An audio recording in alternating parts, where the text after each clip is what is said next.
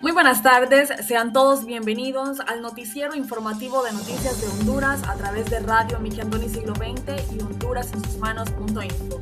Les saluda Valeria Suazo desde Tegucigalpa. Hoy tenemos día miércoles 4 de marzo del año 2026. A continuación les dejo el resumen de las noticias más importantes acontecidas el día de hoy. Aquí te contaré las 24 recomendaciones que la Unión Europea hizo a Honduras tras elecciones. Ana Paola Hall dijo: la Unión Europea fue contundente, no hubo fraude. La CESAL alerta por repunte de casos de dengue y llama a reforzar las medidas de prevención. Embajadas hondureñas activan protocolos ante crisis en Medio Oriente. ADIPE pide mesa técnica urgente ante impacto de la guerra en precios del petróleo. Reconocimientos y pacto de impunidad entre puntos de agenda legislativa esta semana. Aprueban que chaleco reflectivo solo sea obligatorio de 6 de la tarde a 6 de la mañana. Congreso Nacional aprueba contratos de préstamos por $195 millones. Honduras se retira del grupo de la Haya para mantener una política exterior autónoma. Juan Orlando Hernández dice lo siguiente: quiero ser claro, no tengo interés en participar en política. CID declara responsable a Honduras por violar derechos de comunidad garífuna de Cayos Cochinos. Esto y más en este resumen de noticias. CID declara responsable a Honduras por violar derechos de comunidad garífuna de Cayos Cochinos. La Corte declaró responsable a Honduras por violar el derecho a la cultura previa, libre e informada y otros derechos fundamentales de la comunidad garífuna de Cayos Cochinos. La Corte Interamericana de Derechos Humanos declaró responsable internacionalmente a Honduras por violar el derecho a la consulta previa, libre e informada de la comunidad garífuna de Cayos Cochinos y sus miembros, según la sentencia notificada este miércoles 4 de marzo. De acuerdo con el fallo del Tribunal Regional, Honduras incurrió en violaciones a los derechos a la propiedad colectiva, la participación, el acceso a la información, la identidad cultural, la alimentación y la integridad personal de la comunidad, debido a decisiones estatales adoptadas sin garantizar procesos adecuados de consulta. La Corte concluyó que esas vulneraciones se originaron principalmente en la declaratoria y gestión del archipiélago como área protegida, así como en las faltas de garantías efectivas para el uso y goce del territorio comunal y su hábitat funcional. Situación que generó un clima de hostigamiento e inseguridad que afectó a los miembros de la comunidad garífuna. Según la sentencia, la comunidad garífuna de Cayos Cochinos mantiene una relación histórica, cultural y espiritual con el mar y la pesca artesanal, actividades esenciales para su subsistencia.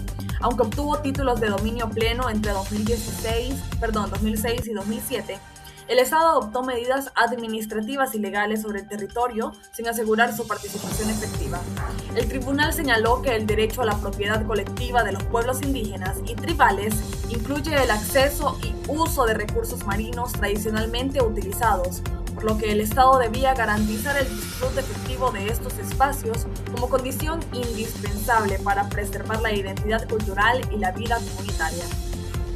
La Corte determinó además que Honduras no garantizó el derecho a la participación ni a la consulta previa respecto a medidas como la creación y ampliación del Monumento Natural Marino Archipiélago de Cayos Cochinos, la adopción de planes de manejo, la aprobación de la ley de pesca y la autorización de actividades turísticas y televisivas dentro del área protegida.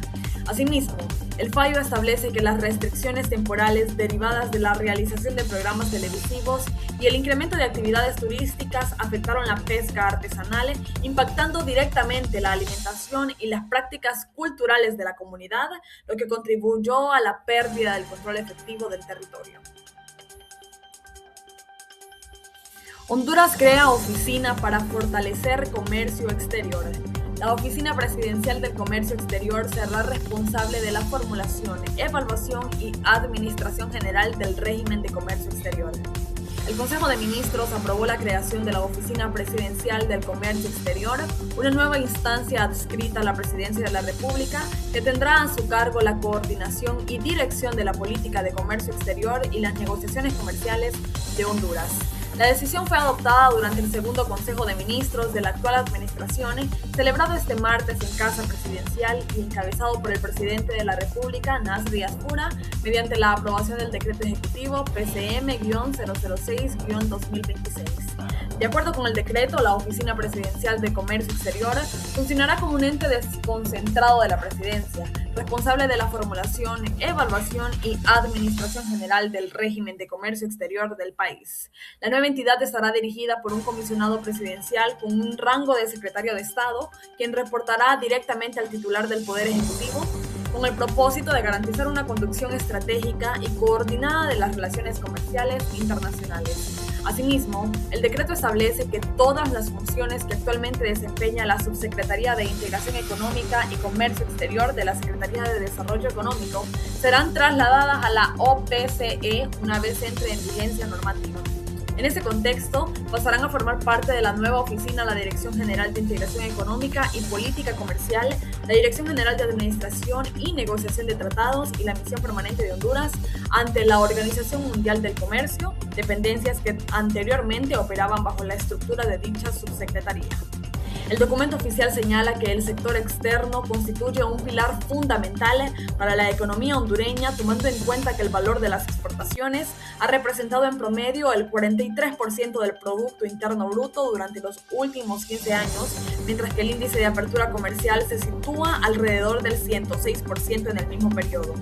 Según las autoridades, la reorganización institucional busca fortalecer la atracción de inversiones, impulsar la generación de empleo y aumentar las exportaciones, contribuyendo así al crecimiento económico sostenido y al posicionamiento de Honduras en el comercio internacional.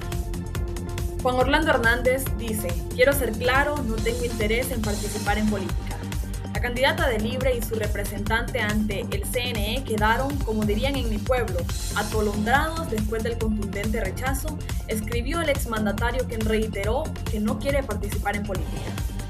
El expresidente de Honduras, Juan Orlando Hernández, reaccionó a los señalamientos del consejero del Consejo Nacional Electoral, Marlon Ochoa, quien denunció recientemente un supuesto plan para atentar contra su vida, vinculando, según afirmó, a su oposición a una eventual inscripción del exmandatario de las elecciones de 2029. A través de un pronunciamiento, Hernández cuestionó a dirigentes del Partido Libertad y Refundación Libre y rechazó las acusaciones en su contra, diciendo: "Busquen oficio".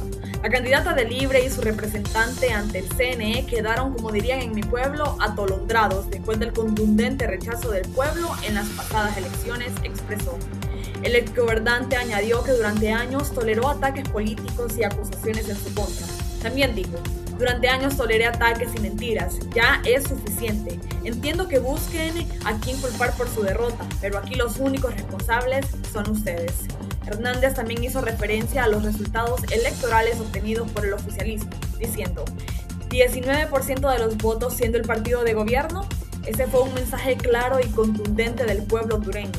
Y aún así insisten en mentiras y cortinas de humo para desviar la atención. También dijo: "Siguen atacándome con las mismas acusaciones falsas de siempre, usando mi nombre como lo hicieron durante 12 años. Esta campaña que quieren impulsar es más de lo mismo. No les funcionó ni les funcionará. Honduras y el mundo sabe quiénes son en realidad", afirmó. En su declaratoria, el exmandatario planteó una serie de cuestionamientos dirigidos a sus críticos, diciendo: "¿Se les olvida el narcovideo? Intentan desviar la atención de sus verdaderos vínculos en Honduras y con el régimen de Nicolás Maduro en Venezuela. Deben enfrentar las consecuencias de haber intentado robarse las elecciones al estilo del propio Maduro. Están enfocados en dividir al Partido Nacional con ayuda interna y de sus posibles aliados de siempre, o se resisten a creer que su narrativa ha quedado al descubierto y suponen que, al menos mantenerla vigente, se olvidará el desastre de gobierno que protagonizaron". Hernández reiteró que no tiene aspiraciones políticas.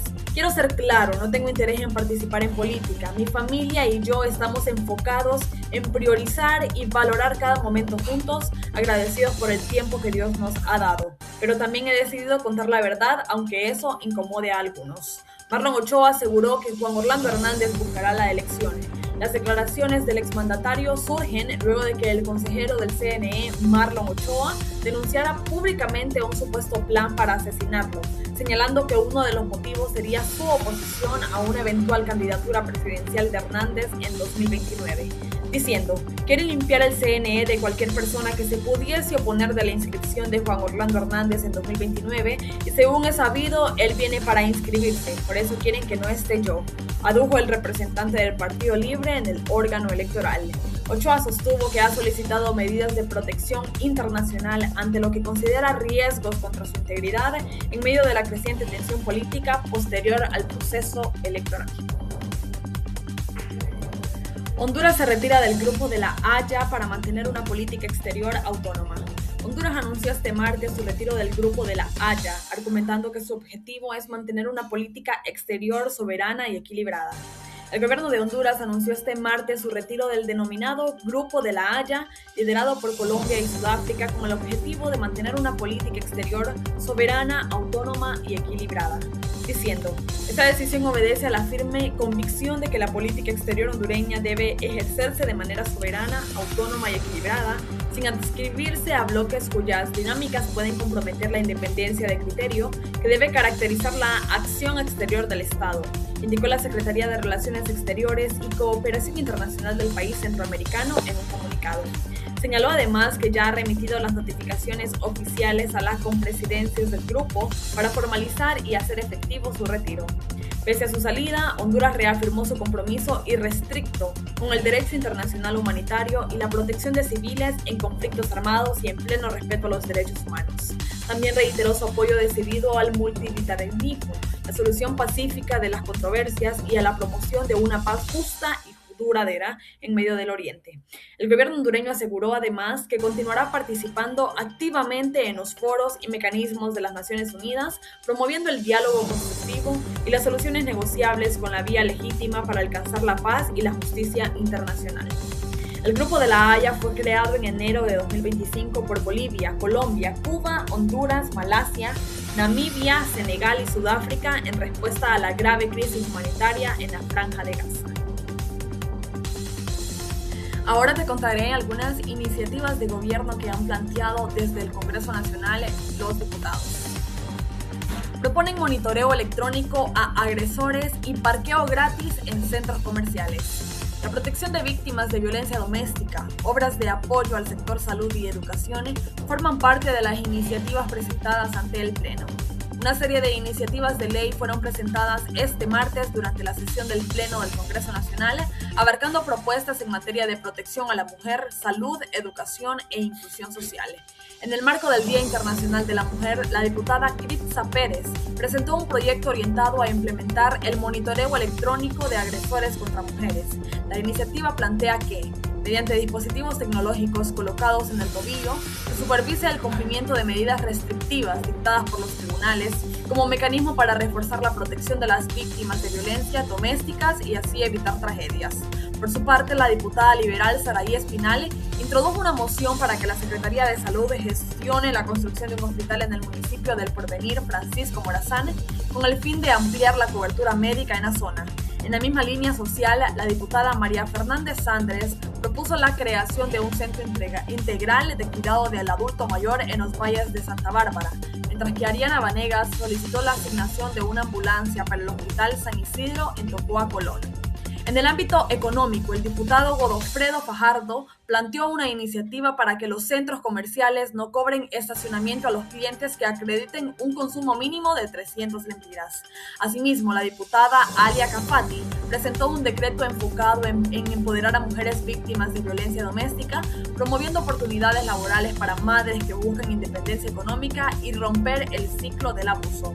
En materia educativa e inclusión, también se solicitó que al emblemático Instituto José Trinidad Reyes se le asignen 2 autobuses para facilitar el transporte de alumnos de la jornada nocturna. Adicionalmente, el diputado Emilio Guillén propuso la creación de un centro de atención integral para niños con neurodivergencia en San Pedro Sula, ampliando así los servicios especializados en el norte del país.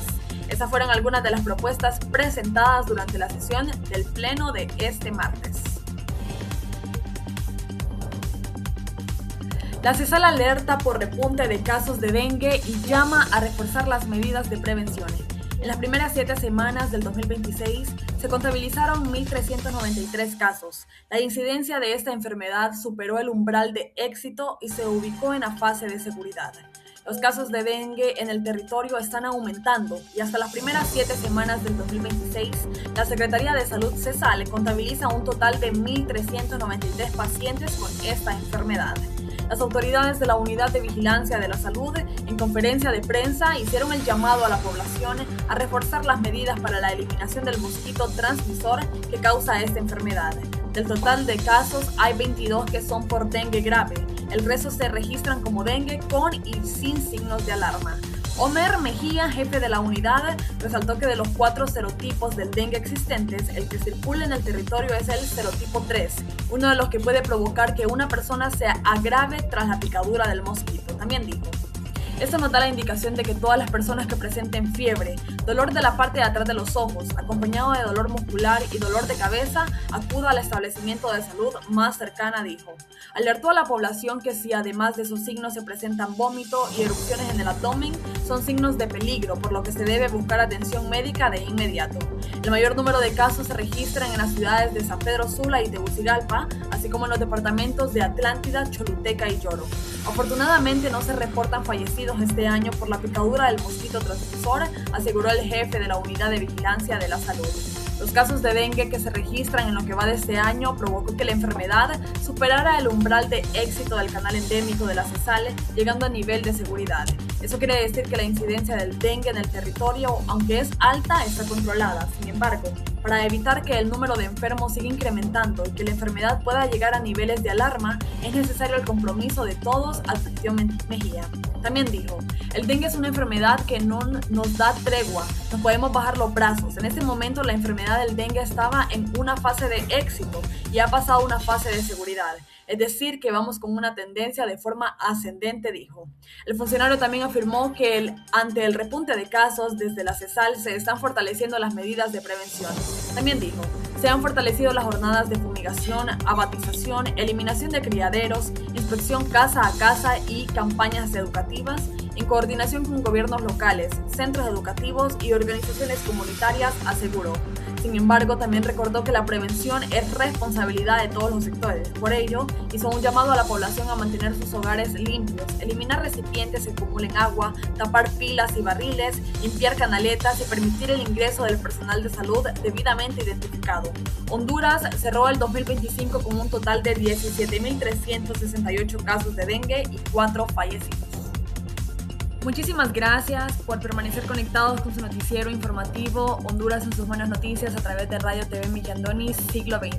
Para mí ha sido un enorme placer poderles transmitir las noticias más importantes acontecidas en este día. Nos vemos el día de mañana.